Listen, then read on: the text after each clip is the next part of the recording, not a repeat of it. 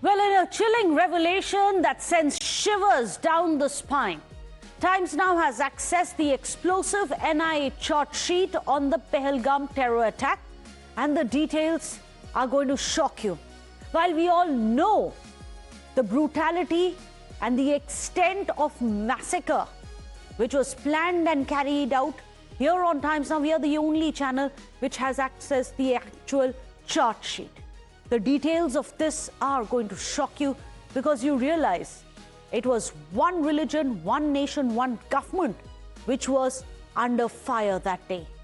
The investigation exposes a meticulously planned conspiracy where terrorists reportedly issued an ultimatum: recite the Kalma or get killed. Eyewitnesses have told us, but now it's all documented in the NIA chart sheet that only Times Now has managed to access. It's all there in black and white, which leaves no ambiguity about the scale and brutality of the plot. They planned it in this manner. And shockingly, the conspiracy appears to have direct links across the border to Pakistan. No surprises there. The NIA dossier, exclusive to Times Now, provides an inside look at the terror network, the planning, and how the attack was executed with deadly precision. This is more than just an investigation. It is a window into the terror machinery which targeted India that day with calculated malice. Times Now and Setting the Agenda are going to get you every revelation from the sensational chart sheet that Priyank Tripathi, our colleague, has managed to access for us. The full detail behind Pahalgam massacre like never before. Let's break it down for you. The shocking, sensational details that the NIA chart sheet on the Pahalgam terror attack has been laid bare. What's the revelation? The first revelation that we are getting for you is that they gave an ultimatum that those who recited Kalma will going to be spared. If you did not know how to read the Kalma, you're going to be shot dead immediately. No questions asked. This goes to show it was all based on religious targeting. The attackers even talked about Allah's path, that is the righteous way, using religion as an excuse. Third revelation, attackers spoke of Kashmir's freedom, of Azadi. That is the call that the attackers were putting out when they were carrying out a massacre, while they massacred people, innocent people in Kashmir. Fourth revelation is that Pakistani handler Ali Bhai was the one who attacked, or rather guided, all the attackers. That's the fourth revelation. There's a second revelation, third revelation, fourth revelation that we are going to get for you, is that it was all being micromanaged from Pakistan across the border. You had a handler called Ali Bhai who guided the attackers. The fifth revelation is that TRF shared the Bisaran coordinates with the terrorists who were there on ground. Remember, the ones who were on ground were merely the foot soldiers sent out to carry out this carnage. There was logistical support being provided by the TRF. TRF poster also threatened this bloodshed. Identity-based killings were carried out, as I was telling you about the Kalma being used as the measure of which religion you belong to. And what's worse, after they carried out that carnage, can you believe it? These butchers fired in celebration. They celebrated the massacre of innocent tourists. There were celebratory shots which were fired after the carnage happened. That's the eighth revelation. We are going to now show you the ninth revelation, which is about the kill zone which was created to maximize the casualties. They knew exactly how to herd in, ambush, corner all of them. And all of this is there in the NIA chart sheet that only Times Now has managed to access. We are going to put out the visuals of the chart sheet that is exclusive only to Times Now. No other channel has managed to access it, and Priyank is the one who managed to access it for us here on Times Now. Priyank, I'm going to come across to you. A lot of these details were told to us by those who managed to survive this carnage. But what is very chilling is that now it appears that this was a plot where you had a kill zone which was identified, people massacred because of their religion, And third, that there was celebration after this massacre as well. This is gruesome.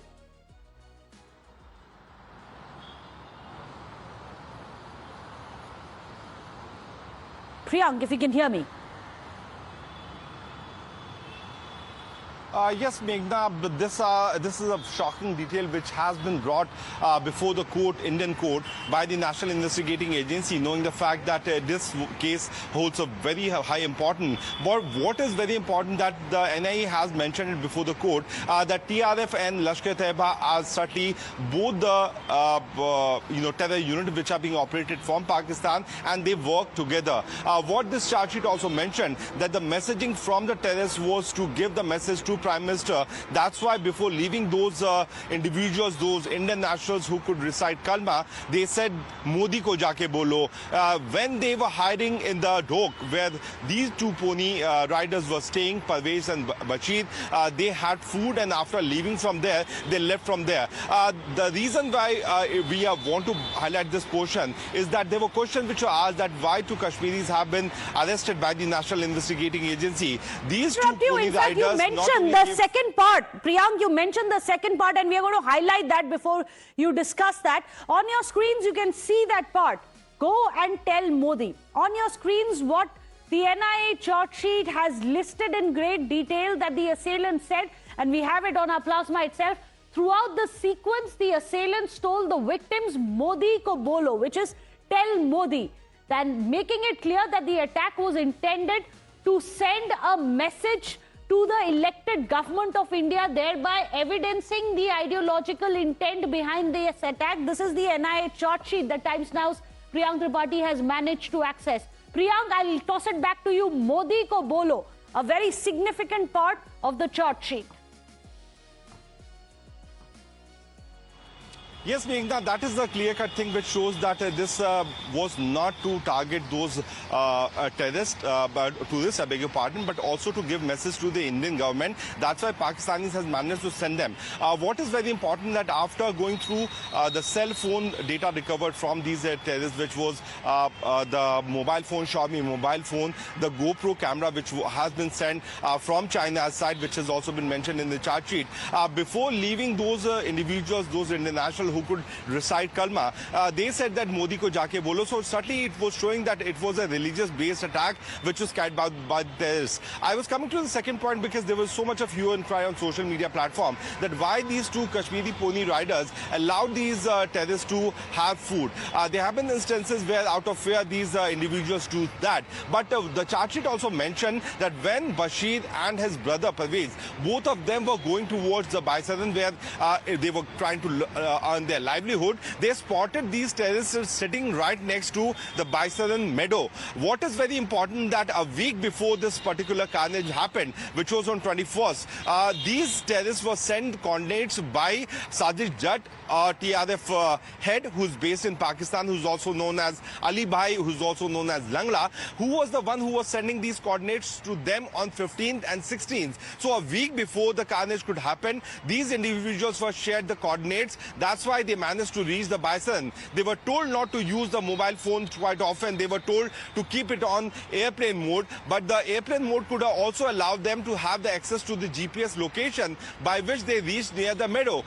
The meadow was the location. Before going to that, they took shelter at the pony riders' residence. They had their food, and before leaving from there, they spoke about that how they have been fighting for the freedom of Kashmir, which is a fake propaganda which has been circulated time and again by the TRF. The National Investigating Agency has not only dealt with the evidence, the forensic evidence, which not only matches these bullets which were recovered from the location, it also says that before leaving from the location, these terrorists did a celebrity firing because the empty cartridge, which was not found from any of these victims' body, were also found from the corner of the meadow. The plan was such, Meghna, that they created a kill zone. One of the terrorists who was a Pakistani Pakistan-trained terrorist, Pakistani national, reached out to this police, this joyride location where he was the one who started firing. Two of the other terrorists kept on hiding themselves, disguising themselves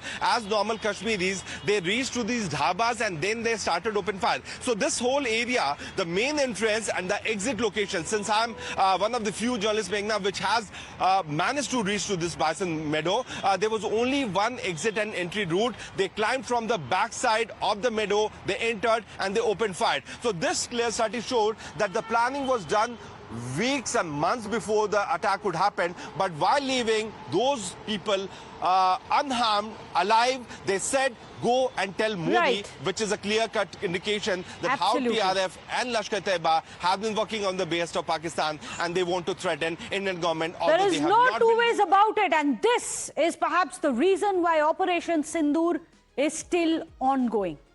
Because never forgive, never forget. This is the red line that India has drawn. Thank you so much, Priyank, for getting us the NIA chart sheet, which, remember, only Times Now has managed to access. But for the timing, let's move on in the bulletin. The next big story, a fresh political controversy has already erupted in Tamil Nadu after the national song Vande Mataram was once again sung before the Tamil Nadu anthem during the swearing-in ceremony of Vijay's cabinet. In fact, DMK has now come out and has attacked it, saying that TVK has failed to protect the Tamil identity itself. Watch this. Well, we are going to get you how, again, it is identity politics which has been swung in. Remember, the DMK has said that this is an imposition, that Vande Mataram is an imposition if it gets played before the Tamil Nadu anthem, saying that the identity of Tamil Nadu itself gets diluted if Vande Mataram takes precedence to the Tamil Nadu anthem. And in Vijay's cabinet swearing in earlier in the day, you had Vande Mataram being played first and Tamil Nadu anthem being played second. This is what the DMK has to say. Mataram, Vande Mataram, Sujalam, Sufalam, Malayaja Shitalam, Shasya Shamalam, Mataram, Vande Mataram, Shubhra Jyotsna Pulakitayamini, Pulla Kusumita Dhrumadala Shobhini, Suhasini, Sumadhura Bhashini, Sukhadam Varadham Mataram, Vande Mataram, Koti Koti Kanta, Kala Kala Ninada Karale, Koti Koti Bujhe, Dhrit Kar Karwale, Ke Bhole Ma Tumi A Bhole, Bahubaladharinim Namami Tarinim, Ripudalavarinim, Mataram, Vande Mataram. That, of course, was Vande Mataram being sung at the swearing-in ceremony. Now you have massive political slugfest over this, which has been reignited in Tamil Nadu as Vijay's cabinet expansion happens with the swearing-in of additional cabinet ministers after DMK objects to the song sequence, asking why the Tamil Nadu anthem was not played before the Vande Mataram national anthem. Now you have the first reaction coming in from Vijay's TVK, the first reaction over this controversy. They are saying that it is the governor who organized today's event, saying it is the governor who's responsible for the order of the anthems, that it's not Vijay Sarkar. Ask the governor. Till Mari Mari ஆட்சி செய்த ADMK and DMK அவங்க இந்த செய்யலை. இது இன்னைக்கு தான் கடைத்தட்டில் இருக்கிறவனுக்கு ஒரு கௌரவம், ஒரு ரெகக்னைசேஷன் இன்றைக்கு எங்கள் தலைவர் கொடுத்திருக்கிறார். தமிழ் தாய் வாழ்த்து மூணாவதா பாடப்பட்டது பத்தி தமிழ் தாய் வாழ்த்து இது கவர்னர் மாளிகை, இது லோக் பவன். இன்றைக்கு இருக்கிற எல்லா நடவடிக்கைக்கும் கவர்னர் தான் முகம் தந்திருக்கிறார். ஆமா, எஸ். நாளைக்கு சட்டமன்றத்தில் நடக்கும் பொழுது தமிழ் தாய் வாழ்த்து தான் முதலில் பாடப்படும். தேசிய ஜனநாயக கீதம் தேசிய கீதம் இரண்டாவது சேர்க்கப்படும். சார் டிஎம்கே சொல்றாங்க உங்களால ஸ்டேட் ரைட்ஸை பாதுகாக்க முடியல, ரெண்டாவது தடவை மறுபடியும் தமிழ் தாய் வாழ்த்து மூணாவது தடவை விட்டுட்டீங்க நீங்க. ஸ்டேட் ரைட்டை பாதுகாப்பதில் ஸ்டாலினை விட எங்கள் தலைவர் உறுதியாக இருப்பார் என்பதை போக போக தெரியும். Oh, that's very interesting. Remember, there is a big face-off that we have seen after Vijay has checked in over the Dravidian identity. Just yesterday, you had Chief Minister Vijay coming out and saying that he will oppose the three-language policy of the CBSE. It should be a two-language policy. So there, the governments had changed, but the Dravidian identity face-off with the centre continued. And today, the next row which has happened is why the national anthem played before the state anthem. Let me go across to Dharani, who's joining us. Dharani, the TVK here making it very clear that wasn't their choice. It was done by the governor, saying in the assembly they're going to ensure that the order is going to be reversed. It's going to be prominence and predominance of the state anthem. Is that going to cut ice with the DMK?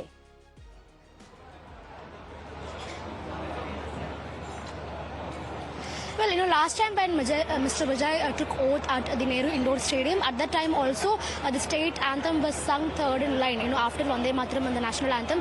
At that time, TVK Minister Adu Arjuna, he told that, the TVK respects Tamil Thai Valthu as much as any other citizen of Tamil Nadu. They respect Tamil Thai Valthu as much as any other political party in Tamil Nadu. And hereafter, we'll make sure that Tamil Thai Valthu gets its due preference, is what Adu Arjuna told at that time. But today here at the Lok Bhavan, once again we saw Tamil Thai Valthu, that is the state anthem, being sung third in line. And now the justification coming in from TVK is that the event right now is happening at Lok Bhavan. We are not responsible for the actions that are currently unfolding at Lok Bhavan. It is the governor who is responsible. Outside Lok Bhavan, in the assembly or in any government event, we'll make sure that the state anthem gets its due preference, is what TVK is telling at this point in time. That is the justification that is coming in from the DMK. But it looks like the DMK is not convinced by this justification, because the DMK is now accusing the TVK of not being able to stand up for Tamil's rights. They say that the Tamil anthem being sung third is an insult to Tamil Nadu. It's an insult to the sentiments of Tamils, is what the DMK is telling at this point in time. So the DMK is not accepting TVK's justification, and they are going on to accuse the TVK of not being able to stand up for the state's rights and the rights of the Tamil anthem. Well, it appears, Dharani, that it is going to be Vande Mataram again in the spotlight in the state of Tamil Nadu. But it does appear that Vijay is trying his best to ensure that he also champions himself as the protector of the Dravidian identity. Is that going to be his play?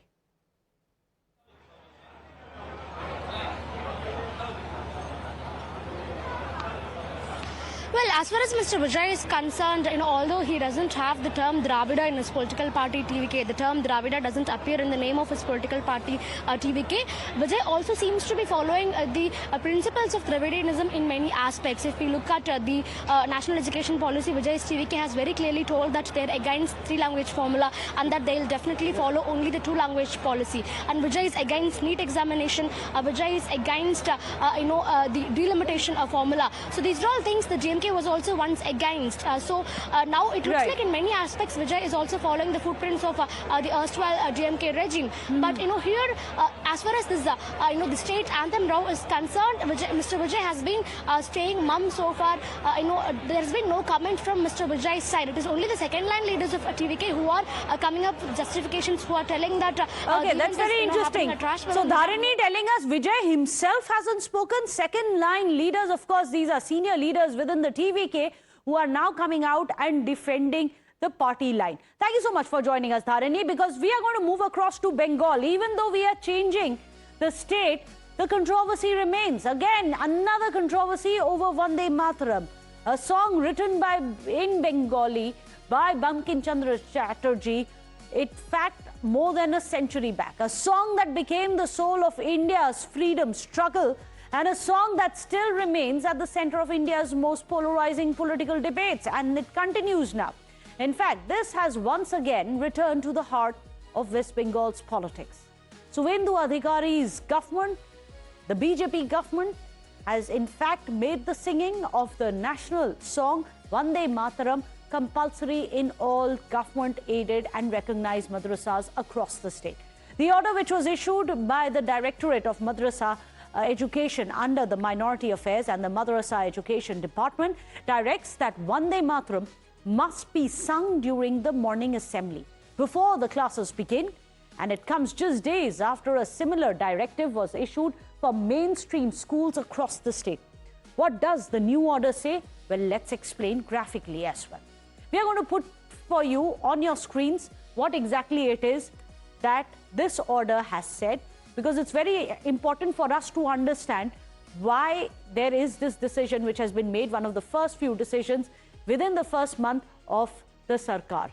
But we'll get you in just a bit what the order says. But before that, let's tell you how the newly elected BJP government in Bengal is clearly trying to signal that the old political template of exception-based minority politics is over for years.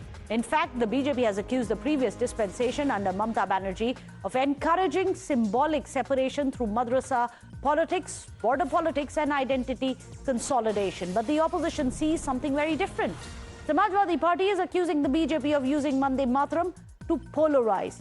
That the BJP is turning national symbols into electoral weapons. Congress says BJP's Vande Mataram push in Bengal is nothing but fake nationalism. TMC, for now, is yet to react to Suvendu Adhikari's Vande Mataram order. But here are some of the reactions from the rest of the opposition camp.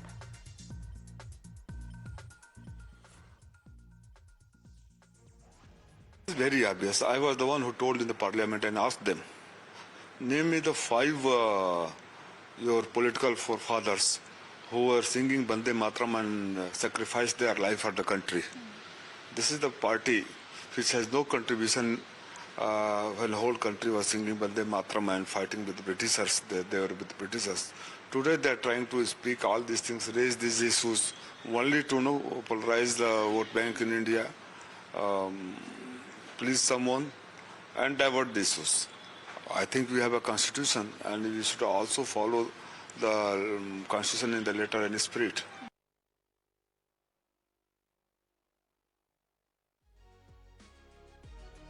Well, there you have it. Attacks are already coming in over Vande Mataram. You can see how Vande Mataram now has kicked up a political row, be it across in Tamil Nadu or across in West Bengal. Well, with that, we are going to be wrapping up, setting the agenda. Thank you so much for watching. We are going to be taking your leave. I'll see you again tomorrow, 12 noon, right here on Times Now.